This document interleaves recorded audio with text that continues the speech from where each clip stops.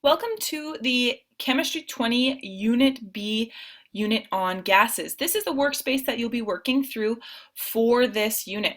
Now I want to begin by drawing your attention to this orange light bulb. This is consistent with all the units that I'll create in the workspace for you to use. Now the orange light bulb indicates any general information regarding the unit that isn't specific to a particular section.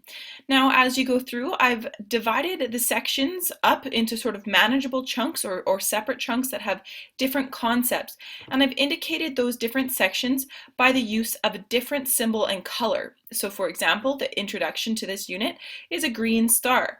As you go through, you'll notice the different colors and symbols as we go through. Now in this unit, you will see that I do not have an assignment for our first couple of lessons, and that's because this assignment covers multiple sections and there's a little bit of overlap in our lessons. So you'll be able to complete this one assignment and it will target all of the goals from sort of your first few lessons.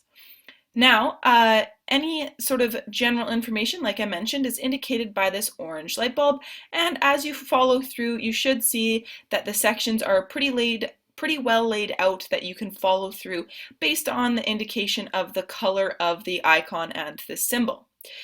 Now, as you might remember from our last unit as well, if we jump over to our course map for this unit, you'll also see that any information that is relevant to a specific section and sort of the main concepts within that section, I've indicated by the icon that is matching up with that workspace. So as you go through, you'll be able to follow along with the icons on the workspace as well. Now one thing you may want to notice again is that anywhere that I have a lab in here, it is not linked into your workspace, so you need to make sure that you're following along with both this course map as well as the workspace so that you don't miss any labs or assignment.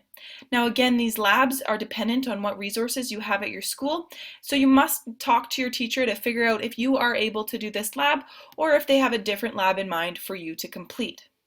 Now if we jump back to our workspace, this video will be linked into this introductory section here. And again, as you go through, you'll notice I have linked in some review questions as well as a checklist before you go into your unit exam.